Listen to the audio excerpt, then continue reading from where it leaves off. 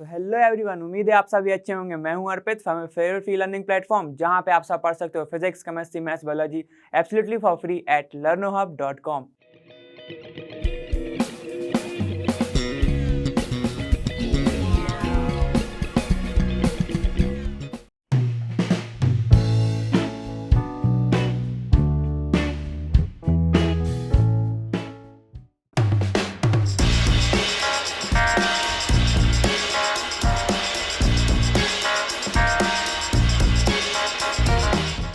तो चलो आ जाओ, स्टार्ट करते हैं 29th क्वेश्चन की। वो बोल क्या रहा है, ठीक है, सबका फोकस होना चाहिए इधर। मेरे को ही मत देखो, कोई दिक्कत नहीं, लेकिन इधर देखो, अच्छे से फोकस करना, ठीक है। यहाँ पे क्या बोल रहा है, डिस्क्राइब द इफेक्ट ऑफ, ठीक है। अब तुम्हें इफेक्ट बताने हैं, किस चीज पे इफेक्ट हो रहा है। एक इक्विलिब्रियम की तुम्हें रिएक्शन दी हुई है, ये वाली रिएक्शन। अब उस पर क्या क्या इफेक्ट हो रहा है, जब तुम क्या क्या चेंज करोगे, ठीक है। सबसे पहले लिखा है एडिशन ऑफ H2। तो सबसे पहले हम क्या करने वाले हैं, हम रिएक्शन लिखने वाले हैं। यहाँ पे देखो लिखा हुआ है तुम्हारा 2H2, ठीक है, प्लस कार्बन मोनोऑक्साइड गैस बना रहा है क्या, इक्विलिब्रियम स्टेट विथ CH3OH। नाम बता दो इसका, मेथनॉल, ठीक है। चलो ये भी तुम्हारी गैस है। अब इनने पहली कंडीशन तुम्हें क्या दी है, एडिशन ऑफ H2, ठीक है। देखो हम कंसंट्रेशन के टर्म में ना बहुत बार ऐसा क्वेश्चन देख चुके हैं, अब थोड़ा पावर के टर्म में देखते हैं, ठीक है। तो देखो एक बार अपन कंसंट्रेशन को थोड़ी रिवाइज कर ही लेते हैं ना। यहाँ पे देखो, यहाँ पे क्या हो रहा है, 2 मोल ऑफ H2, और यहाँ पे कार्बन मोनोऑक्साइड के साथ जब रिएक्शन हो रही है तुम्हारा एक बन रहा है, ठीक है। तो मैं ये बोलना चाहता हूं तुमसे कि यहाँ पे जो दो लोग हैं, ठीक है, कौन, H और O, ये दो लोग हैं, ठीक है, उनके बराबर सिर्फ एक है ये, ठीक है। मान लो, चलो अपन मान लेते हैं कि ये दो लोग हैं, ठीक है, जो लड़ रहे हैं, ठीक है। यहाँ पर सिर्फ एक ही, जैसे टग ऑफ वार देखा होगा ना तुमने, यहाँ पे सिर्फ एक खींच रहा है और यहाँ पे दो लोग खींच रहे हैं, ठीक है। अब देखो कंडीशन होनी क्या क्या है, वैसे ही समझते जाओ पावर से, ठीक है, कंसंट्रेशन से भी समझेंगे। यहाँ पे एडिशन ऑफ H2, अगर मैं क्या करूं, यहाँ पर या H2 बढ़ाते ही चलूं, क्या करूं मैं, यहाँ पर H2 बढ़ाते चलूं, तो क्या होगा, H2 मतलब मैं एक इंसान और लाते जा रहा हूं, ठीक है। अभी तो ये 1 क्या था, 2 इज इक्वल टू 1 था, ठीक है, मोल को नहीं गिना है मैंने, ठीक है, आगे का, ठीक, 2 इज इक्वल टू 1 था। अब ये कह रहा है कि यहाँ पर H2 और मिला दो, तो यहाँ पे 2 की पावर बढ़ते जाएगी, 2 की पावर बढ़ती जाएगी, तो ये यहाँ पे पुश अच्छे से कर पाएगा। टग ऑफ वॉर में खींचते हैं, यहाँ पे समझो कि पुश करना है, ठीक है। तो क्या होगा, ये तीन लोग अच्छे से पुश कर पाएंगे इसको, ठीक है। तो तुम्हारी जो रिएक्शन है वो कहाँ जाने वाली है, वो फॉरवर्ड डायरेक्शन में जाने वाली है। तो क्या लिखोगे, जब एडिशन ऑफ H2 होगा तो ये जाएगी फॉरवर्ड डायरेक्शन में, फॉरवर्ड डायरेक्शन में, समझे इतना, ठीक है। चलो अब कंसंट्रेशन के टर्म में देख लेते हैं कि अगर H2 का कंसंट्रेशन बढ़ता ही गया तो मतलब ये तो बहुत ज्यादा है ना, ठीक। तो यहाँ पे तुम्हारी रिएक्शन कहाँ पे जाएगी, फॉरवर्ड डायरेक्शन में, और तुम्हारा कंसंट्रेशन ऑफ मेथनॉल बढ़ता ही जाएगा, ठीक है। फॉरवर्ड डायरेक्शन में जा रही है तो CH3OH का जो कंसंट्रेशन है वो हो जाएगा इंक्रीज। समझ गए, दो चीज देख ली हमने। अब उसके बाद देखो सेकंड कंडीशन क्या बोल रहा है, एडिशन ऑफ CH3OH। अब देखो अब उल्टा हो गया, अब ये क्या कह रहा है कि यहां पर ऐड कर दो तुम, क्या, CH3OH पर ऐड करते चलो, मतलब कंसंट्रेशन यहां पर बढ़ रहा है। चलो उसके टर्म में देखो, यहां पर पावर बढ़ रहा है, तो अब ये जो है, ये तुम्हारा जो CH3 ये पुश कर पाएगा इसको इस साइड, ठीक है। अभी तो ये कर रहा था, अब ये पुश कर पाएगा इसको इस साइड। जब ये इस साइड पुश करेगा तो कौन सा बढ़ेगा तुम्हारा, ये वाला बैकवर्ड एरो साइड जाएगा। मतलब ये जो तुम्हारी जो रिएक्शन है वो कहां जाने वाली है, अब बैकवर्ड डायरेक्शन में। कहां जाएगी तुम्हारी, बैकवर्ड डायरेक्शन में, समझे, समझ में आ रहा है, इजी है ना ये, तो बैकवर्ड डायरेक्शन में जा रहे हैं, इतना समझ में आ गया, ठीक है। अब ये बताओ कंसंट्रेशन किस चीज का बढ़ेगा, रिएक्टेंट का कंसंट्रेशन बढ़ जाएगा, मतलब H2 और CO का। यहाँ पे क्या लिखोगे कि कंसंट्रेशन ऑफ रिएक्टेंट क्या हो जाता है तुम्हारा, कंसंट्रेशन ऑफ रिएक्टेंट यहाँ पर इंक्रीज होगा जब ऐड करोगे तुम CH3OH, क्लियर। चलो अब यहाँ पे जाओ, वो बोल रहे removal of CO, removal of CO कहाँ पे है, यहाँ पे, ठीक है। यहाँ पर इसको मैं अगर रिमूव कर दूंगा तो यहाँ पे देखो सिर्फ एक बचा और इज इक्वल टू 1, मगर इसकी पावर किसके बराबर थी, दो लोगों के बराबर थी, दो लोगों के इक्वल थी ना। तो अब देखो डोमिनेंट कौन हो जाएगा भाई, ये तो पावरफुल हो गया, फिर से ये पुश कर पाएगा क्योंकि यहाँ पे सिर्फ एक ही बंदा दिख रहा है, समझ गए, ठीक है। तो ये इसको पुश कर पाएगा, तो रिएक्शन कहाँ बढ़ेगी तुम्हारी, फिर से बढ़ेगी वो बैकवर्ड डायरेक्शन में, कंसंट्रेशन सेम हो जाएगा। तो यहाँ पे क्या लिखोगे तुम, सी में आएगा आंसर कि तुम्हारी जो रिएक्शन है वो आएगी बैकवर्ड डायरेक्शन में, बैकवर्ड डायरेक्शन। समझ में आ गया ना इतना, ठीक है, समझ सकते हो, ऐसे भी कोई दिक्कत नहीं है। अब चलो बात करते हैं रिमूवल ऑफ CH3OH। तो चलो अगर देखो ये दोनों मिलके बना रहे हैं ये, ठीक है, ये दोनों मिलके ये बना रहे हैं, अगर यही नहीं होगा तो ये तो इजीली पुश कर पाएंगे ना। देखो अगर यहाँ पर एक इंसान है, यहाँ पर एक इंसान है, अगर मैं उसको पुश करूं, अगर इक्वल पुश है तो क्या होगा, ना वो खिसकेगा ना मैं खिसकूंगा, ठीक है। अब यहाँ पर कोई है ही नहीं मेरे सामने, तो मैं तो सीधे ही चला जाऊंगा ना आगे, ठीक है, आगे ही चला जाऊंगा, आगे जाऊंगा तो मतलब फॉरवर्ड डायरेक्शन, ठीक है। तो यहाँ पर देखो ऐसे ही होता है, जब अगर तुम्हें क्या बढ़ाना हो, प्रोडक्ट बढ़ाने हो, ठीक है, तो जैसे ही तुम्हारा ये मिलके प्रोडक्ट बन जाता है, उसको हटा देते हैं, उसको हटा देते हैं तो इक्विलिब्रियम की कंडीशन ही नहीं आ पाती और रुक ही नहीं पाती तुम्हारी रिएक्शन, तो वो फॉरवर्ड डायरेक्शन में जाती ही जाती है, ठीक है। अब वो जाती ही जाएगी तो क्या लिखोगे कि भाई जो रिएक्शन है, डी का आंसर क्या हो जाएगा, जो तुम्हारी रिएक्शन है वो जाएगी फॉरवर्ड डायरेक्शन में, फॉरवर्ड डायरेक्शन में। तुमने एक रिएक्शन देखी होगी कि हम क्या करते हैं, H2O निकाल लेते हैं उधर से, वापस टूट के इधर ना पाए, ठीक है, वो आएगी तुम लोगों को आगे, तो वहां पे बताऊंगा मैं, ठीक है। फॉरवर्ड डायरेक्शन में जब ये जाएगी तो यहाँ पे कंसंट्रेशन किस चीज का बढ़ रहा है जरा बताओ, ये बना हटा दिया, फिर से बना हटा दिया, ये फिर से बना हटा दिया, तो ये तो टूटते जा रहे हैं, ये बनाते जा रहे हैं, तो कंसंट्रेशन किसका बढ़ रहा है, CH3 का। कंसंट्रेशन ऑफ CH3OH इंक्रीजेस, या फिर कंसंट्रेशन ऑफ प्रोडक्ट इंक्रीजेस। इतना आ गया समझ में, ठीक है। तो यही था और कुछ तो था ही नहीं। बहुत मजा आया होगा ये वाले क्वेश्चन में, क्योंकि एकदम कॉन्सेप्चुअल था, समझ में आ गया ना इतना। चलो अब नेक्स्ट क्वेश्चन देखते हैं अपना। देखो अब बोल के रहा है कि at 473 kelvin equilibrium constant Kc for decomposition of phosphorus pentachloride मतलब PCl5 इज कितना दिया है तुम्हें, 8.3 इंटू 10 की पावर -3 दिया हुआ है। इफ डिकम्पोजिशन इज डिस्क्रिप्टेड एज, अब बताओ भाई, अगर तुमको पूछा क्या है, इक्विलिब्रियम तुम्हें ये सब गिवन है, ये सारे के सारे तुम्हें गिवन है, ठीक है। अब तुम्हें देखो क्या पूछ रहा है, what an expression for Kc for the reaction. Expression पूछा है, वैल्यू नहीं पूछा, ठीक है, याद रखना, क्योंकि Kc तो वो दे ही चुका है ना। एक्सप्रेशन पूछा है तो क्या लिखोगे, अभी लिखते हैं चलो। उसके बाद क्या है, what is the value of Kc for the reverse reaction. तो भाई याद आ रहा है, रिवर्स रिएक्शन में क्या करते हैं हम, रेसिप्रोकल कर देते हैं Kc का। चलो ठीक है, तो मैं बताते जा रहा हूं, एक बार तुम भी करते चलो साथ में, ठीक है। एट सेम टेम्परेचर, बात याद रखना, सेम टेम्परेचर। और यहां पर देखो ये क्या देखे रखा है, पॉजिटिव में देखे रखा है, तो ये रिएक्शन कौन सी हो रही होगी, एंडोथर्मिक, ठीक है। ये कौन सी रिएक्शन हो रही होगी, एंडोथर्मिक। सबसे पहले ना सॉल्व करने के पहले ही ना थोड़ा सा क्या करना पड़ता है, हमें क्वेश्चन को अच्छे से समझो। चलो उसके बाद क्या कर रहा है, what would be the effect on Kc if. चलो ये बात अपन बाद में करते हैं, पहले ये दोनों की बात करते हैं, ठीक है। सबसे पहले तुमसे पूछा है एक्सप्रेशन, एक्सप्रेशन क्या होता है हमें पता है कि Kc is equal to mole concentration of product upon reactant. तो जल्दी से लिख दो, तुम्हारी रिएक्शन कहां पे लिखी है जरा देखो, रिएक्शन तुम्हारी यहां पे लिखी, देखो क्या बोल रही रिएक्शन, सबसे पहले लिख लेंगे हम PCl5, ठीक है। ये बना रहा है रिवर्सिबल, किसके साथ है, मतलब PCl3 प्लस Cl2, ठीक है। ये सारे गैस फॉर्म में है और ये इक्विलिब्रियम की कंडीशन में भी है, हमें साइन से पता चल रहा है ना। अब ये बोल रहा है Kc के एक्सप्रेशन लिखना है, Kc क्या होता है, molar concentration of product upon reactant. तो जल्दी से लिख देते हैं हम, प्रोडक्ट क्या है तुम्हारा PCl3 गैस फॉर्म में, ये है तुम्हारा प्रोडक्ट, ठीक है। फिर है तुम्हारा क्या Cl2 जो कि गैस फॉर्म में है, तो हमने ये भी लिख दिया, अपॉन तुम्हारा ये आ जाएगा PCl5 जो कि गैस फॉर्म में है, तो हमने सीधे सीधे लिख दिया, ठीक है। क्या कोई पावर है इन लोगों के सामने, इन दोनों के सामने ही पावर नहीं है, तो इसके ऊपर कुछ पावर नहीं, मतलब इन दोनों के सामने स्टोइचियोमेट्रिक नहीं है, तो पावर में कुछ नहीं जाने वाला, समझ गए। 1 लेके चलते हैं, अब कुछ नहीं मतलब 0 मत लिख देना, ठीक है ना, तो वरना पूरा एक्सप्रेशन ही खराब कर दो। इतना आ गया समझ में, ठीक है। चलो अब देखो बी पॉइंट क्या कह रहा है तुम्हारा, what is the value of Kc for reverse reaction. Reverse reaction याद करो, जल्दी से याद करो, रिवर्स रिएक्शन मतलब तुम्हारी रिएक्शन कहां से स्टार्ट होने वाली, यहां से, यही होगा ना, रिवर्स रिएक्शन मतलब यहां से।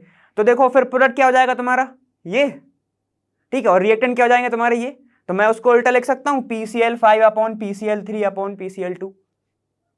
इतना समझ में आया मैं क्या बोलना चाह रहा हूं, ठीक है। तो देखो अगर रिवर्स रिएक्शन होती है, तुम्हारी रिएक्शन होगी यहां से स्टार्ट, ठीक है, तो ये पूरा हो जाएगा उल्टा, तो फिर मैं इसको क्या लिख सकता हूं, 1/Kc लिख सकता हूं कि नहीं, सिर्फ हाँ या ना बता दो, लिख सकता हूं कि नहीं, केवाईसी कह रहा हूं, Kc लिख सकते हैं ना इसको। चलो देखो, तो यहां पर रिवर्स रिएक्शन के लिए हमने मान लिया कि Kc जो है तुम्हारा क्या है, 1 बाय क्या होता है, Kc होता है, ठीक है। इसको मैंने 1-Kc माना है, ठीक है, यहां पर हो जाएगा 1/Kc। इतना क्लियर, ठीक है, कर भी सकते हो तुम, खुद देख सकते हो ऐसा, ठीक है ना। अब देखो तुम्हें निकालना क्या है, वैल्यू, क्या तुम्हारे पास केसी गिवन है? जरा क्वेश्चन देखो अच्छे से, पहले ही बोला था क्वेश्चन में तुम्हें दिया है 8.3 इंटू 10 की पावर -3, इसलिए पहले बोलता हूं कि गिवन लिख लिया करो। तो चलो देखो यहाँ पर K डैश C जो कि रिवर्स रिएक्शन का क्या है तुम्हारा कांस्टेंट है, ठीक है। यहाँ पर क्या हो जाएगा 1/8.3 इंटू 10 की पावर -3 हो जाएगा। अब इसको तो सॉल्व कर ही सकते हो ना, ठीक है। तो देखो अब इसको जब सॉल्व करने बैठोगे तो केसी, तो ये बताओ क्या जीरो में की टर्म में आएगा कि नहीं आएगा? नहीं आएगा, ये ऊपर चला जाएगा तो ये बड़ा है ना, ठीक है। तो इसकी वैल्यू तुम्हारी आएगी 120.48, ठीक है। तो केसी की वैल्यू फॉर रिवर्स रिएक्शन तुम्हारी कितनी आई? 120.48। क्लियर है यहीं तक? ठीक है ना। चलो अब बात करते हैं कि what would be the effect on KC. तो केसी पर क्या इफेक्ट होगा, ठीक। More PCl5 is added. तो देखो मोर PCl5, यहां पे जरा अपन थोड़ा सा ध्यान देते हैं। ये बन रहा है 1 मोल से मिलके, ये बना रहा है 1-1 मोल, ठीक है। 1 मोल टूट रहा है तो 1-1 मोल बन रहा है दोनों का, ठीक है। अब यहां पर अगर मैं PCl5 ऐड करते जाऊंगा, ठीक है, एक तो ये कहां पे हो रही है? सेम टेम्परेचर पर। सेम टेम्परेचर पर होगी तो जो तुम्हारा इक्विलिब्रियम कांस्टेंट है, तुम कुछ भी ऐड कर लो, प्रेशर बढ़ा दो, क्या होगा तुम्हारा? कोई भी चेंज नहीं आने वाला। इतना समझ गए। चलो अपन थोड़े दूसरे तरीके से भी देखते हैं कि अगर तुमने PCl5 ऐड कर दिया तो वो उतना ही अमाउंट में टूटेगा। जैसे 1 मोल अगर था तो 1-1 मोल बना रहा था, अगर मान लो यहाँ पे 2 मोल है तो ये 2-2 मोल बनाएगा। बनाएगा कि नहीं बनाएगा? बनाएगा ना, इक्विलिब्रियम की कंडीशन है ये तो, ठीक है। तो अगर मैं ऐड करते जाऊं तो इक्विलिब्रियम की कंडीशन बढ़ते जाएगी, तो केसी की वैल्यू चेंज होगी क्या? बिल्कुल नहीं चेंज होगी। तो यहां पर क्या लिखोगे? No change, no change. चलो थोड़ा सा केसी की टर्म में देख लेते, यही है केसी का एक्सप्रेशन, जितना ये बड़ा उतना ही ये बड़ा, तो तुम्हारी केसी की वैल्यू क्या आएगी? कांस्टेंट ही तो आएगी, ठीक है। केसी की वैल्यू हो जाएगी कांस्टेंट। चलो मगर सिर्फ कांस्टेंट कब? जब PCl5 ऐड कर रहे हो। उसके बाद प्रेशर इज इंक्रीज्ड। क्या बोला था? अगर टेम्परेचर चेंज नहीं हो रहा है तो प्रेशर का भी कोई फर्क नहीं पड़ने वाला। किस चीज पे? तुम्हारे केसी की वैल्यू पे, ठीक है। तो यहां पर फिर से लिखोगे नो चेंज, नो चेंज, और रीजन दोगे क्योंकि यहां पर जो तो रिएक्शन हो रही है सेम टेम्परेचर पर हो रही है। इतना आओगे क्लियर? उसके बाद अब तुम्हारा है द टेम्परेचर इज इंक्रीज्ड। अब उनने, मैंने क्या बोला था अभी तक कि टेम्परेचर चेंज नहीं हो रहा है, लेकिन अब तो उन्होंने दूसरी कंडीशन ही दे दी कि टेम्परेचर इज इंक्रीज। जब टेम्परेचर ही इंक्रीज हो गया, समझ रहे हो, ठीक है। और ये रिएक्शन कौन सी है जरा ध्यान दो इधर, मैंने क्या ही बोला था कि पूरा क्वेश्चन पढ़ा करो। एंडोथर्मिक। एंडोथर्मिक रिएक्शन क्या होती है कि भैया उसको एनर्जी चाहिए, एनर्जी चाहिए उसको आगे होने के लिए, ठीक है। क्या होने के लिए? तुम्हारा ये फॉरवर्ड डायरेक्शन में जाने के लिए उसे एनर्जी चाहिए, ठीक है। और तुम अगर और इंक्रीज कर दोगे तो तुम्हारा यहां पर जो फॉरवर्ड डायरेक्शन में जाने लगेगी रिएक्शन, जाएगी कि नहीं जाएगी? ठीक है, ये होगा तो ये हो जाएगा फॉरवर्ड डायरेक्शन में। एंडोथर्मिक है तो वो तो चाह ही रहा है कि एनर्जी दो मेरे को, एनर्जी दो, एनर्जी दो, समझ गए। और हमने फिर दे दी एनर्जी तो क्या होगा? वो रिएक्शन प्रोसीड कर देगा, ठीक है। लॉयल है वो एनर्जी की तरफ, समझ गए। तो वो क्या करेगा? एनर्जी की तरफ क्या करेगा? अपने आप को फॉरवर्ड डायरेक्शन में देगा। तो जो तुम्हारा PCl5 है वो डिकम्पोज ज्यादा होगा जब टेम्परेचर ज्यादा मिलेगा। तो क्लियर? इतना मजा आया क्वेश्चन में, ठीक है। चलो अब नेक्स्ट क्वेश्चन देखते हैं अपन। चलो आ जाओ इस पे। अब क्या बोल रहा है? Dihydrogen gas used in Haber's process is produced by reacting methane from natural gas with high temperature steam. तो ये कुछ प्रोसेस बताई गई है तुम्हें कि हेबर्स प्रोसेस के टाइम पे होता क्या क्या है, ठीक है। The first stage of 2 stage reaction, पहली स्टेज 2 रिएक्शन, मतलब 2 स्टेज की रिएक्शन की पहली रिएक्शन क्या है तुम्हारी? Involves the formation of CO and H2, ठीक। In second stage CO formed in first stage is reacted. तो देखो भाई जो तुम्हारी रिएक्शन में तुम्हारा CO बना था फर्स्ट स्टेज में, वो रिएक्ट करता है किसके साथ? More steam in water gas shift reaction. तो भाई देखो यहाँ पर होती क्या, तुम्हारी पूरी रिएक्शन लिखी हुई है, क्या है तुम्हारा? CO जो है, CO जो है, ठीक है, जो गैस है कार्बन मोनोऑक्साइड H2O के साथ रिएक्ट करने पर बना रहा है क्या तुम्हारा? CO2 गैस, ठीक है, CO2 गैस, और तुम्हें दे रहा है H2 गैस। इतना क्लियर? ये तो गिवन है, ठीक। If a reaction vessel eight 400 degree Celsius is charged with a equimolar mixture of CO and steam such that PCO is equal to ये, ठीक है। तो देखो उन्होंने क्या दिया है, सबसे पहले गिवन लिख लेते हैं, गिवन ही चल रहा है ये, क्योंकि रिएक्शन हमें गिवन ही होती है। इतना क्लियर? गिवन उन्होंने बोला है कि जो कंसंट्रेशन है मिक्सचर का, जो कंसंट्रेशन है वो इक्विमुलर कंडीशन पे है, मतलब कि PCO PCO is equal to PH2O is equal to कितना है तुम्हारा 4 बार, ठीक है। चलो इतना हमें गिवन है।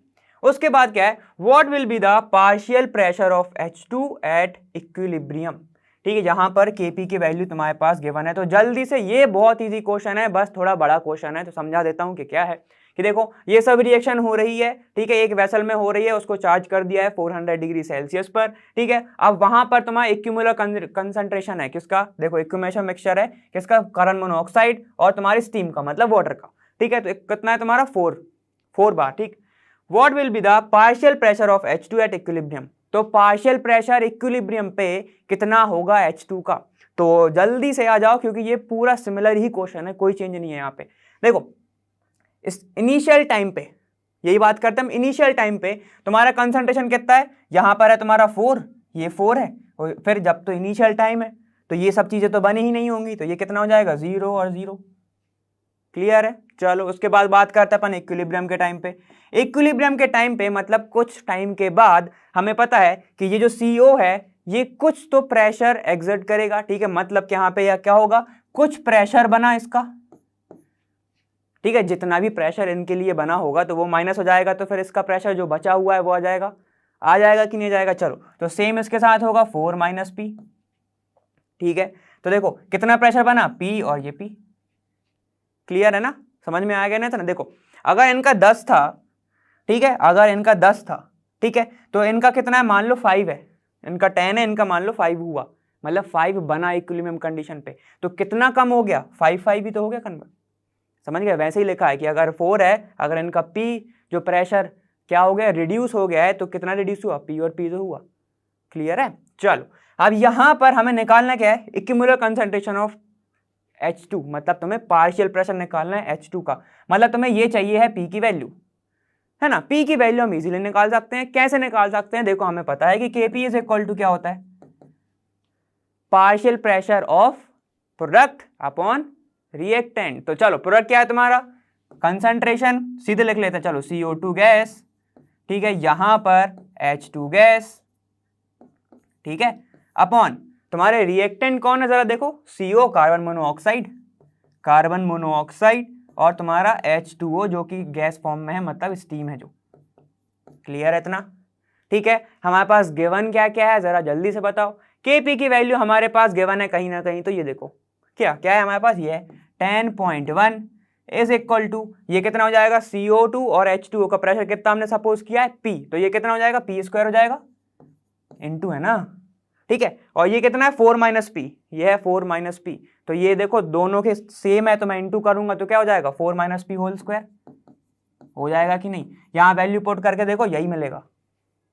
इतना हो गया क्लियर, आया समझ में। चलो अब यहां पर जरा वैल्यू निकालते हैं हम P की, क्या बनेगा, देखो ये हो जाएगा तुम्हारा P² इज इक्वल टू, इसको इधर लेके आओ 10.1, ठीक है, 4 - P का होल स्क्वायर, तो हम क्या करते हैं अंडर रूट लगाते हैं दोनों साइड, तो ये क्या हो जाएगा P इज इक्वल टू √10.1, इसको जब कैलकुलेट करोगे तुम्हारी वैल्यू कितनी आती है 3.17, ठीक है, इतनी ही आने वाली है। चलो तो ये आ जाएगी तुम्हारी वैल्यू, तो यहाँ पे सीधे पुट कर देंगे 3.17, और स्क्वायर रूट से ये वाला स्क्वायर कैंसिल कर देगा रूट को, अंडर रूट को कैंसिल कर देगा, ठीक है, तो ये क्या हो जाएगा 4 - P,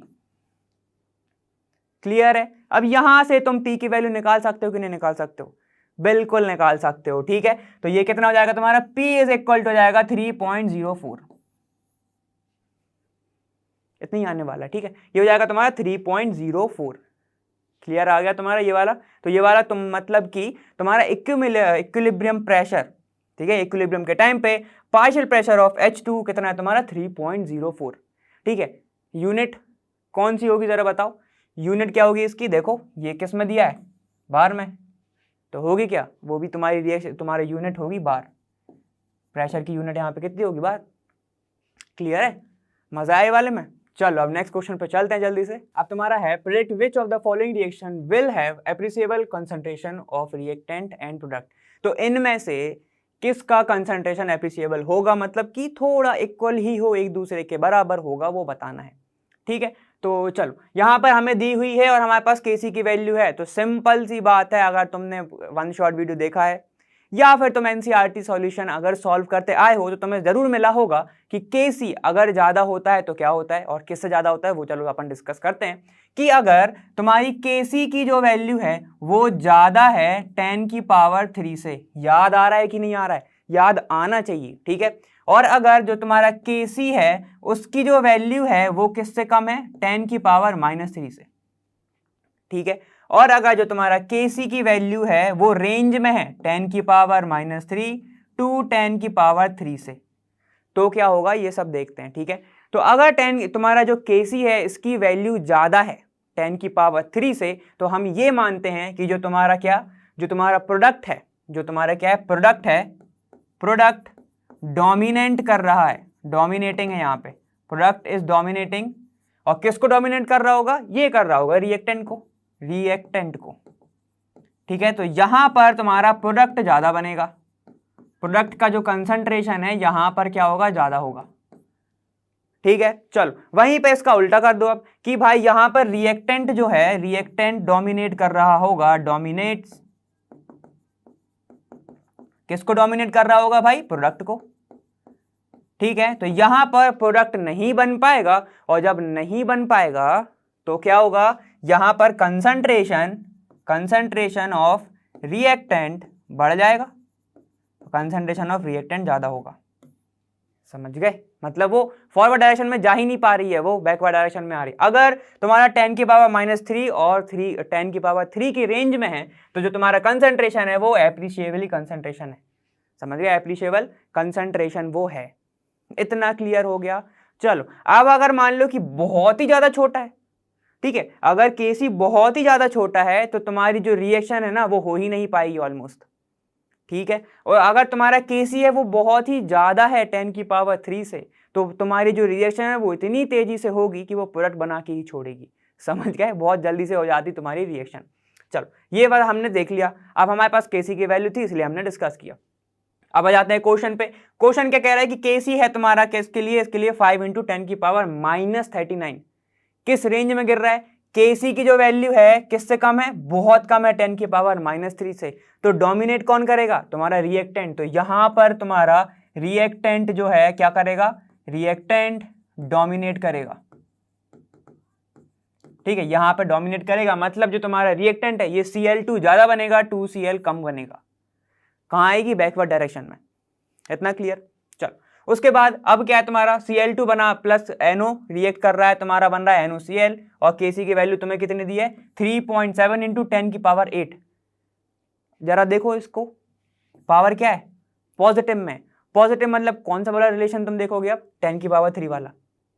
Kc की वैल्यू क्या है, ज्यादा है, Kc की वैल्यू ज्यादा है, ठीक है। तो तुम्हारा जो प्रोडक्ट है वो डोमिनेट करेगा रिएक्टेंट को, मतलब यहां पर जो तुम्हारा NOCl है ये ज्यादा बनेगा, मतलब कंसंट्रेशन ऑफ प्रोडक्ट जो रहेगा, प्रोडक्ट बनेगा तुम्हारा ज्यादा, तुम्हारी रिएक्शन जाएगी किस डायरेक्शन में, फॉरवर्ड डायरेक्शन में, फॉरवर्ड डायरेक्शन में, ठीक है। इतना क्लियर है। जरा यहां पर भी लिख लो जरा कि अगर केसी बन रहा है, प्रोडक्ट डोमिनेट कर रहा है, तो यहाँ पे क्या होगा, फॉरवर्ड डायरेक्शन, यहाँ पे बैकवर्ड डायरेक्शन, और यहाँ पर अभी देखते हैं, ठीक है। अब देखो तुम्हारा Cl2 थर्ड वाला क्या बोल रहा है, थर्ड वाला बोल रहा है Cl2 प्लस NO2 बना रहा है, NO2Cl, ठीक है। Kc की वैल्यू कितनी है, 1.8, 1.8, तो ये कहां पे आ रही है, 10 की पावर -3, ठीक है, और 10 की पावर 3 के बीच में होगा ना ये वाला 1.8 की वैल्यू, ठीक है, ऐसी कुछ होगा, ठीक है, ऐसी कुछ रिएक्शन होगी ना भाई। चलो ये कुछ होगा, तुम्हारा रेंज में होगा ये तो। अब जब ये रेंज में है तो तुम्हारा जो कंसंट्रेशन है, ये मैंने क्या बोला था, एप्रिशिएबल कंसंट्रेशन होगा रिएक्टेंट और प्रोडक्ट का। इतना हो गया ना क्लियर, रिएक्टेंट और प्रोडक्ट का क्या होगा, ये एप्रिशिएबल कंसंट्रेशन होगा। यहां पर तुम लिख दोगे कि भाई कंसंट्रेशन, ठीक है, यहां पर लिखना है appreciable, appreciable concentration of reactant and product. इतना क्लियर हुआ, इतना क्लियर ना, बस चलो ये हो जाएगा तुम्हारा क्या, ये वाला क्वेश्चन फिनिश इसी के साथ, ठीक है ना। एप्रिशिएबल कंसंट्रेशन मतलब कि जितना कंसंट्रेशन प्रोडक्ट का है ऑलमोस्ट उतना ही कंसंट्रेशन रिएक्टेंट का है, जो तुम्हारा ना आगे जा पाएगा ना वो पीछे आ पाएगा, ठीक है ना। चलो इसी के साथ ये वाला क्वेश्चन होता है फिनिश। अब अपन चलते हैं नेक्स्ट क्वेश्चन पे हमारे। तो देखो अब नेक्स्ट क्वेश्चन बोल रहा है तुम्हारा the value of Kc for the reaction 3O2 बना रहा है या ओजोन बना रहा है इज तुम्हारे इतनी दी हुई है क्या वैल्यू, ठीक। अब एट 25 डिग्री सेल्सियस मतलब ऑलमोस्ट रूम टेम्परेचर, ठीक। If the equilibrium concentration of O2 in air at 25 degree Celsius मतलब टेम्परेचर चेंज नहीं हो रहा है, ठीक है। What is the concentration of ozone, तो ठीक है चलो लिख लेते हैं। सबसे पहले हम क्या लिखने वाले हैं, हमारा गिवन सबसे पहले हम हमेशा लिखते हैं। उसके बाद हम सबसे पहले लिखेंगे रिएक्शन 3O2 जो कि गैस होती है बना रही है इक्विलिब्रियम कंडीशन किसके साथ, ओजोन के साथ, ठीक है।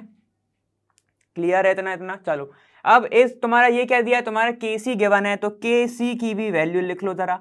कितनी गिवन है तुम्हारे पास, 2 × 10 की पावर -50, 0 नहीं लिखा मैंने 0.0, ठीक है।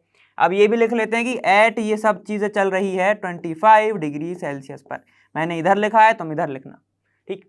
If the equilibrium concentration of O2, तो अब तुम्हें इक्विलिब्रियम कंसंट्रेशन दिया है मतलब मैं लिख लेता हूं यहां पर किसका, O2 का तुम्हें कंसंट्रेशन इक्विलिब्रियम, मैंने EQ ऐसे लिख दिया, ठीक है। इक्विलिब्रियम कितना दिया है तुम्हें, 1.6 × 10 की पावर -2।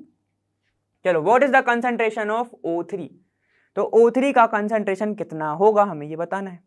तो बिल्कुल बता देंगे हम, कोई दिक्कत नहीं है। यहाँ पे देखो ये हमारी रिएक्शन है, ठीक है। इक्विलिब्रियम कंसंट्रेशन हमें किसका गिवन है, O2 का गिवन है, कितना है 1.6 × 10 की पावर -2, तो इसको हम बिल्कुल नहीं हिलाएंगे, ठीक है। तो देखो हमें पता है इक्विलिब्रियम कंडीशन पर एक चीज होती है जिसका नाम है Kc, ठीक है। तो देखो Kc से हम पूछेंगे कैसे हो, ठीक है। चलो अब देखो Kc इज इक्वल टू क्या हो जाएगा तुम्हारा, प्रोडक्ट अपॉन रिएक्टेंट। तो चलो यहां पर प्रोडक्ट लिखो और यहां पर लिखो तुम रिएक्टेंट, ठीक है।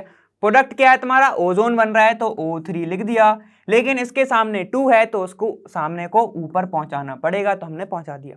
उसके बाद यहां पर लिखो तुम रिएक्टेंट में O2, इसके भी सामने 3 है तो ये 3 जो आगे है कहता है मुझे चांस दो, और हमने भी उसको चांस दिया और ऊपर पहुंचा दिया। क्लियर है। चलो अब Kc की वैल्यू तुम्हें पता है, O2 का कंसंट्रेशन इक्विलिब्रियम कंडीशन पर वो भी पता है, ठीक है। तो हम कंसंट्रेशन ओजोन का निकाल सकते हैं। कैसे निकालेंगे, चलो अपन जल्दी से देखते हैं क्या आएगा। देखो Kc की वैल्यू कितनी है तुम्हारी, Kc की वैल्यू दी है तुम्हें 2 × 10 की पावर -50 मतलब 50, ठीक है। चलो ये लिख लिया हमने। अब इनटू किसके साथ होगा, इसको मैं ऊपर लेके आ रहा हूं सीधे, इसको मैं इधर इनटू करा रहा हूं, ठीक है। तो देखो क्या हो जाएगा, O2 की वैल्यू कितनी है तुम्हारे पास 1.6 × 10 की पावर -2 का क्यूब है, ठीक है, इज इक्वल टू कितना हो जाएगा तुम्हारा, ओजोन मतलब O3 का स्क्वायर होल स्क्वायर, लिख दिया हमने। चलो इसको सॉल्व कर सकते हो तुम, ठीक है। तो इसको अभी नहीं करते, इसको लिखेंगे हम 2 × 10 की पावर -50, ठीक है। 16 का क्यूब कितना होता है जल्दी से बता दो, 16 3 48 होता है, तो वैसे हम लिख लेंगे। ये इसका वैल्यू कितनी हो जाएगी 4.09 इंटू, यहाँ पर पावर है तो इंटू हो जाएगा ये 10 की पावर -6, इतने ही होगा, ठीक है। चलो यहाँ पे इंटू का साइन लगा दो, इज इक्वल टू O3 का होल स्क्वायर, ठीक है। अब जब इसको सॉल्व करने वालों इसका इंटू कर दो, सीधे सीधे कितना आएगा 8.18 कुछ आएगा, यहाँ पे लिख देते हैं, और ये पावर प्लस हो जाएगी, ठीक है। तो यहाँ पर क्या हो जाएगा, देखो ये हो जाएगा 8.18, ठीक है, इंटू 10 की पावर -50 -6 कितना हो जाएगा -56 इज इक्वल टू O3 का स्क्वायर। चल ये हो गया क्लियर यहाँ तक। अब थोड़ा मैथ्स खेलते हैं। यहाँ पर तुम लगा दो स्क्वायर रूट, ये जाएगा ना स्क्वायर, इसको देगा तो रूट आ जाता है, ये तो पता है। या फिर तुम समझ लो दोनों साइड हमने स्क्वायर रूट ले लिया, समझ गया, हमने अंडर रूट ले लिया, तो ये कितना हो जाएगा, ये हो जाएगा तुम्हारा अंडर रूट 8.18 इंटू 10 की पावर माइनस कितना है 56, ठीक है। ये हो जाएगा तुम्हारा ओजोन का कंसंट्रेशन। अब इसको सॉल्व करने बैठोगे तो हमें पता है ये किसके करीब आएगा, चलो वो भी लिख लेते हैं हम। ये तुम्हारा वैल्यू आने वाली है 8 है, 8 किसके करीब आएगा जरा जल्दी से बता दो, ठीक है। कुछ 2 पॉइंट आएगा क्योंकि 9 तो होता है किसका 3 का, तो ये कितना आएगा तुम्हारा 2.86 इंटू 10 की पावर, ये बात है। अब 10 की पावर -56 डिवाइड बाय 2 कितना आएगा, ये जाएगा तुम्हारा -28, ठीक है। ये आ जाएगी तुम्हारी ओजोन का कंसंट्रेशन। तो कंसंट्रेशन ऑफ ओजोन कितना है 2.86 इंटू 10 की पावर -28। क्लियर हो गया। अब ये पूछोगे मैंने अभी डिवाइड बाय 2 क्यों किया, क्योंकि हमें पता है ये जो रूट है वो 1/2 होता है ना पावर उसकी, ठीक है। तो इंटू कर दो, ये हो जाएगा तुम्हारा -56 -56/2 -28। चलो ये बताने की चीज़ नहीं थी लेकिन बता दिया, ठीक है। तो ये हो जाएगा तुम्हारा आंसर, कंसंट्रेशन ऑफ O3, ठीक है। ओजोन का कंसंट्रेशन हमारा आ गया। तो इसी के साथ ये वाला हमारा क्वेश्चन हो जाता है फिनिश, ठीक है। और एक चीज़ मैं तुमसे पूछना चाहता हूँ कि अगर कंसंट्रेशन है तो यूनिट क्या होगी, यूनिट क्या होगी, मोल लीटर इनवर्स होगी, ठीक है। चलो ये वाला क्लियर है यहाँ तक, ठीक है। चलो हम नेक्स्ट क्वेश्चन पे चलते हैं जल्दी से। चलो अब नेक्स्ट क्वेश्चन पे जाते हैं। वो क्या कह रहा है, the reaction carbon monoxide H2 gas के साथ रिएक्ट कर रहा है, मीथेन बन रहा है, तुम्हें वाटर दे रहा है, ठीक है। इज एट इक्विलिब्रियम एट 300 कितना मतलब 1300 केल्विन पर। इन अ 1 litre flask it also contain 0.0 mole of carbon monoxide. और ये सब इतने मोल्स तुम्हें गिवन है, ठीक है, at end unknown amount of CH4 in the flask, ठीक है। तो चलो सबसे पहले हम फ्लास्क बनाते हैं और देखते हैं क्या क्या चीजें हैं इसके अंदर, ठीक है। तो देखो मैं फ्लास्क कैसे बनाता हूँ, फ्लास्क मैं बनाता हूँ ऐसे कुछ, ठीक है। अगर तुमने मेरी वीडियो देखी है मैं ऐसी फ्लास्क बनाता हूँ भाई, ठीक है। चलो ये बना लिया मैंने फ्लास्क। अब उसके बाद मैं करने क्या वाला हूँ, ये बोल रहे हैं कि तुम्हारा जो किस पे रखा है ये एट 1300 केल्विन पर ये रखा हुआ है, ठीक है, इन 1 लीटर फ्लास्क। तो इसका वॉल्यूम कितना है, 1 लीटर है फ्लास्क का वॉल्यूम, ठीक है। चलो ये भी बना दिया हमने।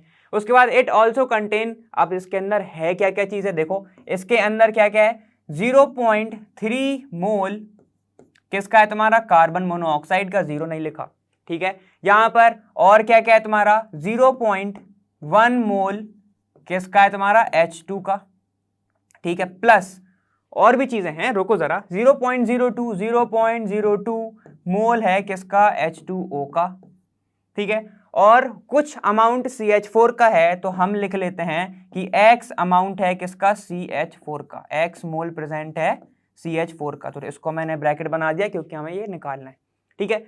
Determine the concentration of CH4 in the mixture. अब CH4 वही है, जब उसका अमाउंट ही नहीं पता तो हमें पता था कि यही निकालना होगा, ठीक है।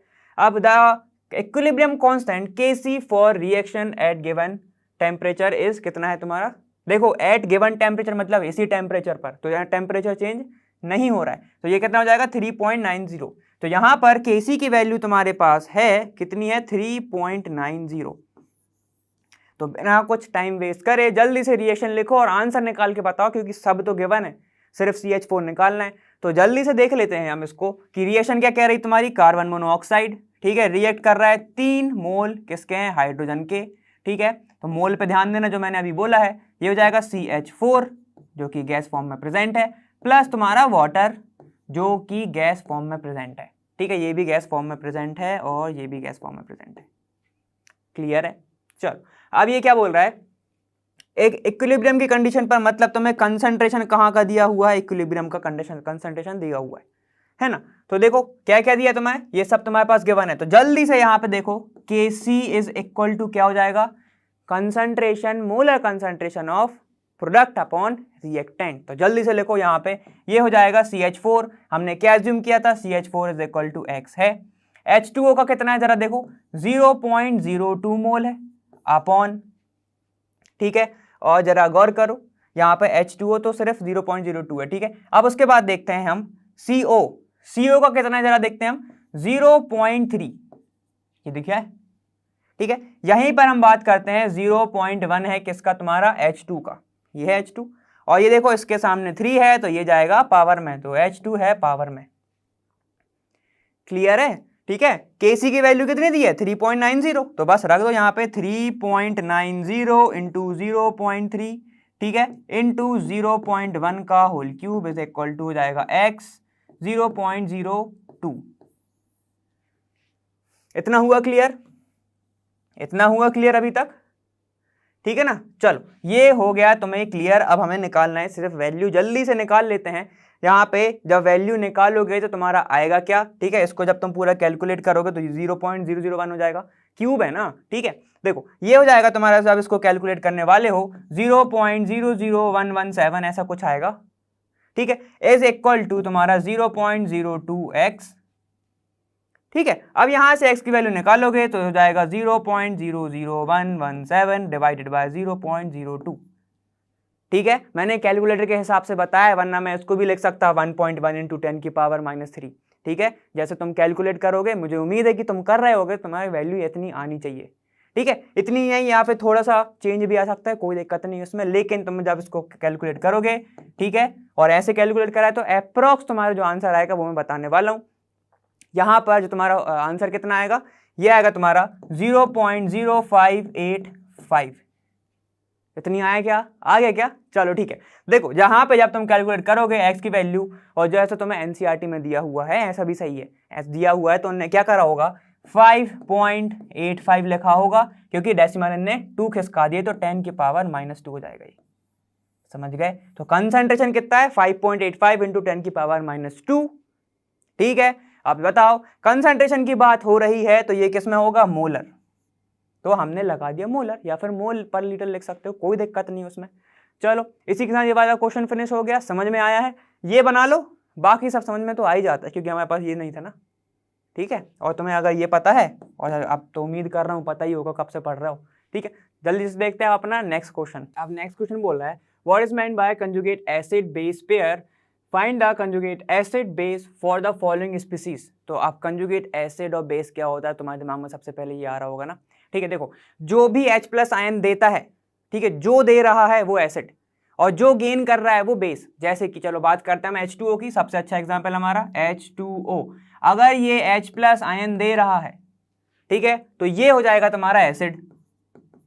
ठीक है, अब H2O बनता कब है, जब OH- ले लेता है, OH- जब H+ को गेन कर लेगा, तो ये तुम्हारा हो जाएगा कॉन्जुगेट बेस। आया समझ में? ठीक है, और इसको ऐसा भी बोल सकते हो, अगर कोई केपेबल है H+ आयन देने के, ठीक है, और उसके बाद जो बचता है चीज, जो बच गया, ठीक है, मतलब जिससे मिलके जो इसने गेन करके H+ बनाया होगा ये मॉलिक्यूल, ठीक है, वो हो जाएगा तुम्हारा कॉन्जुगेट बेस। ठीक है, समझ में आएगा? जैसे मैंने क्या बोला, H2O है केपेबल H+ देने के, तो उसने दे दिया, अब जो बच गया वो क्या है, कॉन्जुगेट बेस। इतना आगे समझ में? ठीक है, अब उसके बाद सिंपल ऐसे ये भी बोल सकते हो कि अगर तुम्हारा बेस, कोई भी बेस, तुम्हारा बेस कब होगा, जब तुम्हारा H+ आयन जो गेन कर ले तो वो हो जाएगा बेस, और फिर जो बनेगा वो हो जाएगा तुम्हारा एसिड। समझ गए? ठीक है, चलो तो ये होगी तुम्हारी प्रोसेस। उसके बाद हम देखते हैं तुम्हारा इसमें कॉन्जुगेट बेस और एसिड हैं कौन कौन से। देखो ये क्या हो जाएगा, HNO2। ठीक है, क्या ये H+ दे सकता है? बिल्कुल दे सकता है H+। ठीक है, यहाँ पे ये H+ दे सकता है। ठीक है, और निकालेगा क्या साथ में, +NO2-। ठीक है, अगर ये H+ दे सकता है तो ये हो जाएगा एसिड, और जो तुम्हारा NO2- है ये हो जाएगा कॉन्जुगेट बेस। हो जाएगा कि नहीं हो जाएगा, जल्दी से बता दो आंसर। हो जाएगा ये कॉन्जुगेट बेस। ठीक है, ये रिवर्सिबल रिएक्शन होनी है ना। चलो उसके बाद हम बात करते हैं Cn- की। Cn-, क्या ये H+ आयन दे सकता है? क्या ये H+ आयन दे सकता है? नहीं दे सकता। ठीक है, क्योंकि H+ आयन है ही नहीं। क्या ये गेन कर सकता है? गेन तो ये कर सकता है। तो अगर H+ आयन जब ये गेन करेगा तो ये क्या हो गया, ये हो गया तुम्हारा बेस। ठीक है, तो ये हो जाएगा तुम्हारा बेस, और ये मिलके बनाएगा क्या, HCN, तो ये तुम्हारा क्या हो जाएगा, एसिड, कॉन्जुगेट एसिड। समझ में आ रहा है इतना? ठीक है, ये हो जाएगा तुम्हारा कॉन्जुगेट एसिड। अब उसके बाद हम बात करते हैं HClO4। ठीक है, चलो जल्दी से देख लो, ये हो गया पहला, ये हो गया दूसरा, और हम देखने वाले हैं थर्ड। वो है कौन सा थर्ड तुम्हारा, HCl तुम्हारा O4। ठीक है, अच्छा एसिड है ये वाला। एसिड मैंने बोला है तो ये क्या करेगा, H+ आयन देगा। यहां पर ये H+ आयन देगा और बनाएगा क्या तुम्हारा ClO4-। ClO4- यहाँ पे हो क्या जाएगा, जो कि क्या करेगा, H+ आयन को गेन करके वापस ये बना लेगा। तो ये क्या हो गया तुम्हारा, ये हो गया तुम्हारा कॉन्जुगेट बेस। Conjugate base. ठीक है, तो इसने H+ आयन दिया है तो ये क्या हो जाएगा, एसिड। समझ गए इतना? ठीक है, चलो उसके बाद हम किसकी बात करते हैं, F-। ठीक है, तो देखो यहां पर हम बात करते हैं अब हम बात करते हैं किसकी, F- की। मैंने वो हटा दिया वहां पे। अब देखो ये है तुम्हारा फोर्थ वाला, फोर्थ बोल रहा है F माइनस, ये ऑलमोस्ट तुम्हें दिख रहा होगा साइनाइड जैसा, जो कि H प्लस आयन दे नहीं सकता, लेकिन हाँ ये गेन कर सकता है, और अगर ये गेन कर सकता है तो ये हो जाएगा तुम्हारा बेस, बनाएगा मिलके क्या इसका कॉन्जुगेट एसिड, क्या हो जाएगा तुम्हारा HF, तो ये हो जाएगा तुम्हारा कॉन्जुगेट एसिड। समझ गए? इतना मजा आ रहा है इतना में, ठीक है। उसके बाद चलो फिफ्थ देखो, फिफ्थ है तुम्हारा OH माइनस। अब यहाँ पे दो चीजें हो सकती है, क्या क्या हो सकता है देखो, यहां पर है OH माइनस, क्या ये हाइड्रोजन दे सकता है? दे सकता है, दे देगा। अगर ये हाइड्रोजन, देखो आप दो तरीके से एक्ट करेगा ये, ठीक है। अगर ये हाइड्रोजन दे देगा तो ये क्या हो जाएगा? एसिड हो जाएगा, और बनाएगा क्या फिर हाइड्रोजन देने के बाद? O2 माइनस, ठीक है। अभी तो एक माइनस था, एक और चला गया, दो माइनस हो गए, तो ये क्या बन जाएगा? ये वर्क करेगा अब एसिड, ठीक है। ये हो जाएगा इसका बेस, ठीक है। अब OH माइनस क्या कर सकता है? OH माइनस क्या गेन कर सकता है? बिल्कुल कर सकता है, हमें पता है कि ये अब करेगा गेन, और OH माइनस प्लस H कितना क्या बनता क्या है भाई, सबको पता है अब H2O। तो यहां पर जब ये गेन कर रहा है तो ये हो जाएगा तुम्हारा बेस, बना क्या रहा है ये? एसिड, क्योंकि H2O क्या दे सकता है? वाटर। कहीं देखा है हमने? अभी एग्जाम्पल ही देखा था। उसके बाद है तुम्हारा सिक्स्थ वाला, देखो सिक्स्थ क्या कह रहा है तुम्हारा? सिक्स्थ है तुम्हारा CO3 2 माइनस, क्या ये H प्लस आयन ले सकता है? बिल्कुल ले सकता है, और बनाएगा क्या ये बनाएगा H2CO3 कार्बोनिक एसिड, यही होता है, ठीक है। उसके बाद इसने गेन करा, गेन करा तो ये क्या हो जाएगा? ये हो जाएगा बेस। अब तो तुम समझ गए हो, ये हो जाएगा तुम्हारा एसिड। कौन सा एसिड? Conjugate acid. यहाँ पे लिखते जाना कॉन्जुगेट, ठीक है। एसिड बेस मत लिख देना सीधे सीधे, इसने OH लिया है तो ये हो जाएगा कॉन्जुगेट एसिड, ठीक है। ये भी हो जाएगा तुम्हारा क्या? कॉन्जुगेट बेस, ठीक है ना। चलो उसके बाद है तुम्हारा H2S। अब तुम यहीं पे बता दो, इसका तो तुम बताओगे, मैं नहीं लिखूंगा यहाँ पे, ठीक है। H2 माइनस, क्या H प्लस दे सकता है? नहीं दे सकता। क्या ये H प्लस गेन कर सकता है? कर सकता है। गेन कर रहा है तो बेस, ठीक है। ये हो जाएगा तुम्हारा, अगर जब ये H2 माइनस को करेगा गेन, ठीक है, दो आयन है मान लो, तो ये क्या हो जाएगा? ये हो जाएगा तुम्हारा बेस, बनाएगा क्या? एसिड। अब बनेगा क्या जरा बता दो भाई, इतना तो पता है ना, पर दो सीधे सीधे जोड़ लें, लिख देना क्या बनेगा। यहाँ पे मैंने ऐसे छोड़ दी जगह, आंसर बता देना मेरे को, ठीक है। चलो तो ये थी पूरी कहानी कंजुगेट एसिड की और कंजुगेट बेस की, ठीक है। इतना हो गया ना क्लियर, ठीक है। चलो यहाँ पे तुम्हारा ये वाला हो गया होगा क्लियर। हम चलते हैं किस पे? नेक्स्ट क्वेश्चन पर। 36 क्वेश्चन बोल रहा है which of the following are Lewis acids, ठीक है। तो अब तुम्हें लुईस एसिड बताना है इनमें से, तो ध्यान देना स्पेलिंग पर। लुईस, लुईस, ठीक है। तो ये क्या तुम्हारा LEWIS, तो इसको कैसे लिखो? LE ऐसे लिखो, और WIS को छोटा लिख दो, ठीक है। इसका रीजन बताऊंगा। लुईस एसिड वो होते हैं जो लोन पेयर इलेक्ट्रॉन, या फिर जिसको हम क्या बोलते हैं, इलेक्ट्रॉन पेयर को क्या कर लें? एक्सेप्ट कर लें। समझ रहे हो ना आप बातें, ठीक है। लुईस एसिड वो होते हैं जो लोन पेयर इलेक्ट्रॉन, या फिर जिसको हम बोलते हैं इलेक्ट्रॉन पेयर को एक्सेप्ट कर लें, क्योंकि हमें पता है जो लोन पेयर है वो दो फॉर्म में ही रहता है, तो पेयरिंग में ही तो रहता है ना, ठीक है। तो अगर वो उनको एक्सेप्ट करता है तो वो लुईस एसिड है। क्लियर हो गया इतना? चलो यहां पे देखते हैं क्या H2O को जरूरत है। यहां पे देखो H, ठीक है, ये H, यहां पर O, ये O, ठीक है। यहां पर देखो इसके पास तो ऑलरेडी होते हैं चीजें, ठीक है। तो 1 2 3 4 5 6 7 8 ऑक्टेट कंप्लीट, उसका ड्यूप्लेट कंप्लीट। क्या इसको जरूरत है गेन करने की? नहीं है जरूरत, पेयरिंग की जरूरत ही नहीं है, तो ये नहीं होगा। उसके बाद BF3, यहां पे देखो ये है BF3, ये F, ये F, ये F, और ये बना रहा है 6 इलेक्ट्रॉन, और हमें पता है जो BF3 होता है वो इलेक्ट्रॉन डेफिशिएंट होता है। इलेक्ट्रॉन डेफिशिएंट होता है तो ये भी चाहेगा कि भाई सबके ऑक्टेट कंप्लीट हो रहे हैं तो मेरे भी कराओ, ठीक है। जब ये चाहेगा कि पेयर को, ये क्या करेगा फिर? जब इसको चाहिए ना कि भाई मेरे भी इलेक्ट्रॉन पेयर को तुम क्या कराओ? ऑक्टेट कंप्लीट कराओ। जब इसको चाहिए तो ये क्या करेगा? इलेक्ट्रॉन पेयर को अपने साइड रख लेगा और अट्रैक्ट कर लेगा, और जिसने रख लिए वो क्या हो जाएगा? तुम्हारा लुईस एसिड। तो लुईस एसिड तुम्हारा क्या हो जाएगा? लुईस एसिड हो जाएगा तुम्हारा BF3। चलो अब बात करते हैं किसकी? H प्लस की। H प्लस जो कि है प्रोटॉन तुम्हारा, प्रोटॉन के पास कुछ भी प्रेजेंट नहीं है, जो एक इलेक्ट्रॉन था वो भी चला गया, दिख रहा है पॉजिटिव चार्ज, पॉजिटिव मतलब दे दिया, जो एक इलेक्ट्रॉन था वो भी चला गया, तो मतलब इलेक्ट्रॉन हो गए जीरो, इसीलिए हम उसको बोलते हैं प्रोटॉन, तो इसका नाम भी है प्रोटॉन, ठीक है। लेकिन हमारा ये क्वेश्चन तो है ही नहीं, ठीक है। तो इसके पास अब कमी किसकी है, इसको भी करना है ड्यूप्लेट कंप्लीट, जैसे तुम्हारा H2O के हाइड्रोजन ने करा था, ठीक है। तो ये क्या करेगा, उसको जरूरत कितनी की है, 2 इलेक्ट्रॉन की, पेयरिंग मतलब 2 लोग, ठीक है, ठीक। तो यहां पर H+ जो है क्या करेगा कि मेरे को भी दे दो भाई, मैं भी H2 बना लूं, ठीक है, मैं भी H में कन्वर्ट हो जाऊं, तो लुईस एसिड तुम्हारा हो जाएगा H+, जो कि शेयर्ड पेयर इलेक्ट्रॉन या फिर पेयरिंग ऑफ इलेक्ट्रॉन को क्या कर रहा है, एक्सेप्ट कर रहा है।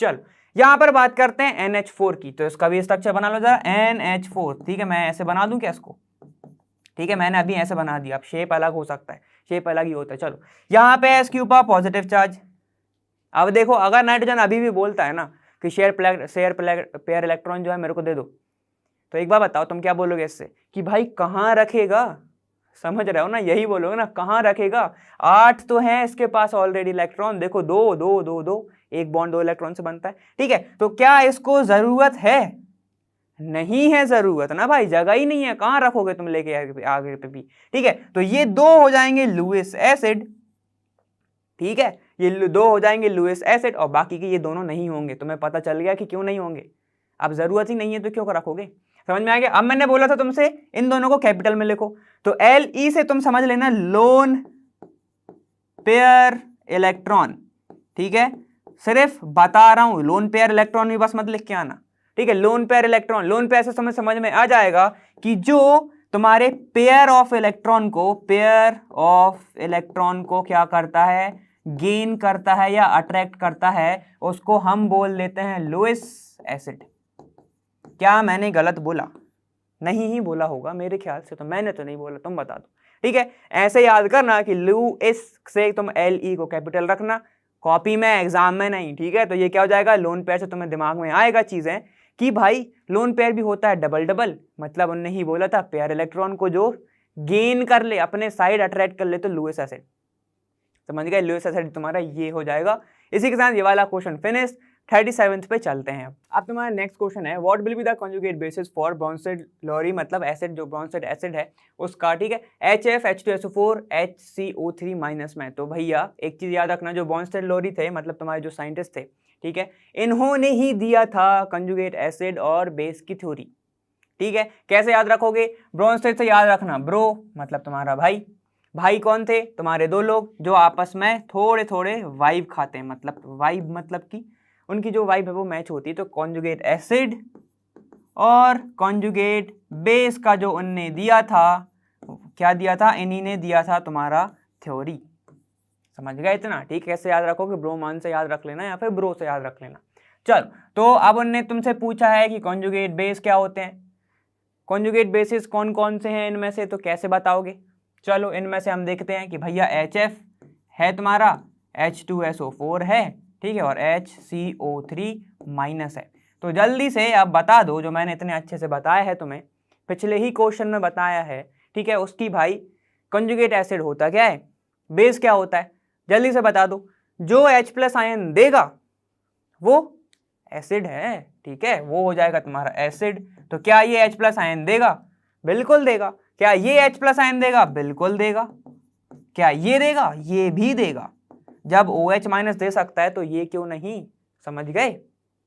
चल तो भाई हमने बता दिया। अब ये H+ आयन देगा तो क्या बनाएगा, ये बनाएगा H+ प्लस F-, ये बनाएगा H+ प्लस HSO4 माइनस, ठीक है, ये बनाएगा H+ प्लस CO3, एक माइनस ऑलरेडी है, 2- हो जाएगा। क्लियर है इतना, ठीक है। तो अब ये बताओ, अगर मैं इनको H+ आयन गेन कराता हूं तो ये बना देंगे वापस, बना देगा नहीं, ठीक है। तो जो गेन करे वो क्या हो जाएगा, बेस। तो यहां पर जो एसिड अगर ये है तो बच गया जो चीज, वो मैंने क्या बोला था, कॉन्जुगेट बेस, ठीक है। तो ये सारे के सारे हैं तुम्हारे कॉन्जुगेट बेस। अब कौन से सारे, अब यही पूछोगे तुम कि कौन से सारे सर, यहाँ पे H+ भी लिखा है, ठीक है। तो ये हो जाएगा तुम्हारा कॉन्जुगेट बेस। अरे सर बता ही नहीं रहे हो, बताते हैं। तो ये जो बॉक्स मैंने बनाया, ये सारे क्या है तुम्हारे कॉन्जुगेट बेस, क्लियर है इतना? अब कैसे है ये अभी अपन ने देखा है, बहुत अच्छे से देखा है, ठीक है। एक बार एनसीईआरटी के पन्ने भी पलटा लिया करो समझ गए ना। चलो ये वाला क्वेश्चन हो गया फिनिश। नेक्स्ट क्वेश्चन पे चलते हैं जल्दी से। देखो अब नेक्स्ट है तुम्हारा right the conjugate acid for the following Bronsted basis, ठीक है। अब बेस दिए हुए हैं, कॉन्जुगेट तुम्हें एसिड बताने हैं, तो क्या होगा तुम्हारा, देखो NH2 दिया हुआ है, NH3 भी दिया हुआ है और HCOO- दिया हुआ है। तो ये सब बेसिस दिए हुए हैं तुम्हें, ठीक है। ये सब बेसिस दिए हुए हैं, यहाँ पे माइनस है, यहाँ पर NH3 कुछ नहीं है। चलो अब अगर तुम्हें एसिड निकालना है, ठीक है। एसिड कब होता है, जब वो H+ आयन दे देता है, ठीक है, जब वो H+ आयन दे देता है। अगर मैं इनको गेन करा दूं H+ आयन, ठीक है, अगर मैं इनको H+ आयन गेन करा दूं, क्योंकि ये बेस है, ठीक है। देखो क्या बोलना चाह रहा हूं, ये बेस है, ठीक है। तो ये कहां से आए होंगे, जिसने हाइड्रोजन आयन को क्या करा होगा, रिलीज कर दिया होगा, वहां से आए होंगे बन के, ठीक है। तो मैंने क्या करा है, जिसने रिलीज किया मैंने उसको ही वापस कह दिया कि मैंने भी ऐड करा दिया, समझ रहे हो। जिसने रिलीज कराया था ना, मैंने कहा कि अब नहीं, मैं तुम्हें वापस बनाऊंगा, तुमने मेरे को बनाया है, ठीक है। देखो अब ये क्या हो जाएगा, ये हो जाएगा NH3 होगा, ठीक है। ये हो जाएगा तुम्हारा NH3 तो ऑलरेडी है, ठीक है। तो ये क्या हो जाएगा NH4+, ठीक। अब ये क्या हो जाएगा तुम्हारा HCOOH, ठीक है। तो ये सारे के सारे हो जाएंगे तुम्हारे एसिड, ये हो जाएंगे तुम्हारे एसिड, ठीक, सारे के सारे, ठीक है। और कौन से एसिड, कॉन्जुगेट एसिड, ठीक है, कॉन्जुगेट एसिड, ठीक है। और अगर नहीं समझे तो देखो, अगर ये एसिड है, ठीक है, एसिड है तो H+ आयन देंगे तो यहाँ पे क्या बन जाएगा, बेस बन जाएगा। तो हम सही जा रहे हैं ना, ठीक है। चलो जरा नाम बताओ इसका क्या होगा, इसका नाम बता दो जल्दी से, बाकी का तो नहीं पूछ रहा हूं, तुम्हें पता होगा। इसका नाम क्या होगा, फॉर्मिक एसिड, फॉर्मिक एसिड, ठीक है। समझ गए इतना, ठीक है, क्लियर है ना। बहुत बार देख चुके, अब तो समझ में आ गया होगा। नेक्स्ट क्वेश्चन देखते हैं जल्दी से। अब तुम्हारा नेक्स्ट क्वेश्चन क्या कह रहा है कि द स्पीसीज, तुम्हें स्पीसीज दी हुई है, can act as Bronsted acid and basis, for each case give the corresponding conjugate acid and base, ठीक है। तो देखो स्पीसीज लिख लेते हैं। सबसे पहले क्या दिया तुम्हारा, H2O दिया हुआ है, ठीक है, HCO3 भी लिख लिया हमने, उसके बाद HSO4 भी लिख लिया और NH3 भी लिख लिया, ठीक है। ये सब तुम्हें दिया हुआ है। अब भाई ये बताओ कंजुगेट एसिड क्या होगा, एसिड क्या होगा, यहाँ पे ध्यान देना अच्छे से कि एसिड क्या होगा, जो H+ आयन जिसने दिया हुआ होगा, ठीक है, वो एसिड हो जाएगा, ठीक है। और जिसने लिया होगा वो क्या हो जाएगा, बेस हो जाएगा, ठीक है। तो अगर ये H+ आयन लेगा, ठीक है, तो ये क्या बनाएगा H3O+, ये क्या बनाएगा H2CO3, ठीक है, ये बनाएगा H2SO4 और ये बनाएगा NH4+, ऐसे बनेगा। तो अगर ये सब H+ आयन देंगे, ठीक है, H+ आयन देंगे, तो ये क्या हो जाएगा तुम्हारा, ये हो जाएगा एसिड, ठीक है, जिसने H+ आयन दिया, ठीक। तो ये क्या हो जाएगा तुम्हारा, एसिड हो जाएगा। तो ये है सारे के सारे कॉन्जुगेट एसिड, समझ में आया इतना। अब कॉन्जुगेट बेस क्या होगा भाई, कॉन्जुगेट बेसिस क्या होंगे, जिसने H+ आयन लेके तुम्हारा ये सब बनाया होगा, समझ रहे हो, जिसने H+ आयन लेके ये सब बनाया होगा। तो किसने लिया होगा, ये बनता कैसे है, अगर OH- प्लस H करोगे तो यही बनेगा ना, ठीक है, वाटर बनेगा। जिसने हाइड्रोजन को गेन करा होगा, यही पढ़ा था हमने कि तुम्हारा जो कंजुगेट बेस होता क्या है, जो H+ आयन को गेन कर ले, ठीक है, जो गेन कर ले वो क्या बन जाएगा तुम्हारा, वो बनेगा तुम्हारा बनाएगा कंजुगेट बेस, ठीक है। यहां पर क्या होगा तुम्हारा, ये हो जाएगा तुम्हारा CO3 2-, ठीक, ये हो जाएगा तुम्हारा SO4 2-, और ये हो जाएगा तुम्हारा NH2, ठीक है। अब क्या क्या है, तुम्हें सब दिख रहा है कि एक हाइड्रोजन कम है इसमें, ठीक है, एक हाइड्रोजन कम है, जिसको वापस गेन करके इनने क्या बनाई है, ये स्पीसीज बनाई है, ठीक है। तो कॉन्जुगेट बेस में एक हाइड्रोजन कम होता है, लेकिन कॉन्जुगेट एसिड में एक हाइड्रोजन ज्यादा होता है। ये हमने नॉर्मली देखा हुआ है, एनसीईआरटी में भी देख लेना, ठीक है। देखो तो ये होती है तुम्हारी रिएक्शन, ठीक है, समझ में आएगा इतना। अब अगर मैं इसको उल्टा लिखना चाहूँ ना ऐसे, तो मैं क्या लिखूंगा, इसने एक हाइड्रोजन दे दिया वापस, इसने भी एक हाइड्रोजन दे दिया, इसने भी एक हाइड्रोजन दे दिया, इसने एक हाइड्रोजन दे दिया, ठीक है। अगर मैं इसको ऐसे लिखूंगा तो, ठीक है, मैंने इसका सिर्फ ये बताया कि इसका कॉन्जुगेट एसिड ये है, इसलिए मैंने इस साइड एरो लिखा था, ठीक है। अगर ये H+ आयन देगा तो तुम्हारा ये बनेगा, ये स्पीसीज आ जाएंगी, ठीक है। और ये H+ आयन अगर गेन करेगा तो कॉन्जुगेट बेस, जो गेन करा तो ये स्पीसीज आ जाएंगी, समझ गया। ठीक है, क्लियर है ना। चलो अब नेक्स्ट क्वेश्चन पे चलते हैं जल्दी से। अब देखो नेक्स्ट क्वेश्चन बोला है classify the following species into Lewis acid and Lewis base and show how this act as Lewis acid and base. तो अभी क्या बोला था, कैसे लिखोगे लुईस को जरा बता दो जल्दी से। Le मतलब लोन पेयर, मतलब इलेक्ट्रॉन शेयर जो कर सकता है, या पेयर ऑफ इलेक्ट्रॉन जो शेयर कर सके। लुईस बेस जो एक्सेप्ट कर सके, वो लुईस एसिड। चलो अब देखते हैं हम OH माइनस को जरा। OH माइनस क्या ये अपने लोन पेयर इलेक्ट्रॉन को शेयर कर सकता है? बिल्कुल कर सकता है। कौन करेगा? ऑक्सीजन ही करेगा। ठीक है, तो जो लोन पेयर इलेक्ट्रॉन को शेयर कर दे वो लुईस बेस। ठीक है, समझ गए। ये क्या करेगा? अपने इलेक्ट्रॉन पेयर को डोनेट कर देगा। ठीक है, बात करते हैं F माइनस जो कि हाईली इलेक्ट्रोनेगेटिव है, लेकिन वो तो ऑक्सीजन भी था। ठीक है, तो ये भी क्या करेगा? अपने इलेक्ट्रॉन पेयर को ये क्या करेगा? डोनेट कर देगा। ठीक है, डोनेट कर देगा। हमें पता है फ्लोरीन 1 2 3 4 कितने लोन पेयर होते हैं, जल्दी से बताओ। उसके पास 2 ऑलरेडी हैं, माइनस चार्ज ऑलरेडी है उसके पास। ठीक है, तो ये किसी भी अपने कुछ भी क्या कर देगा? इलेक्ट्रॉन पेयर को डोनेट कर देगा और एक्ट एज लुईस बेस। ठीक है, चलो अब देखते हैं H+ आयन। भैया इनके पास तो कुछ भी नहीं है, ये तो प्रोटॉन है। ठीक है, अब इनके पास जब कुछ भी नहीं है तो ये अपना डोनेट क्या करेंगे? कुछ डोनेट नहीं करेंगे, बस ये चाहते हैं कि मुझे दे दो। ठीक है, तो ये क्या करेगा? इलेक्ट्रॉन पेयर को ये करेगा एक्सेप्ट। ठीक है, अब जब ये क्या कर रहा है? दूसरे के लोन पेयर को अपने पास रख रहा है, तो इसको थोड़ा लगता है कड़वा। ठीक है, इसलिए ये एक्ट करता है लुईस एसिड बिटर टेस्ट होता है। ठीक, उसके बाद BCl3 हमने अभी देखा था, BF3। ठीक है, जो कि हमने एग्जाम्पल देखा था, जो कि होता है इलेक्ट्रॉन डेफिशिएंट होता है ना। ठीक है, इलेक्ट्रॉन जो डेफिशिएंट होता है, अब नाम में ही छुपा है कि उसको कमी है, तो वो क्या करेगा? वो अपने पास फिर से कर लेगा इलेक्ट्रॉन पेयर एक्सेप्टर की तरह वो वर्क करने वाला है, एक्ट करने वाला है। तो ये क्या हो जाएगा? इसको जब ये दूसरे का इलेक्ट्रॉन लेता है, उसको भी लगता है कड़वा, तो हो जाता है लुईस एसिड। ठीक है, अब जो H+ है ना, वो इन दोनों में से किसी से भी ले सकता है। ठीक है, और बना सकता है HF या फिर H2O।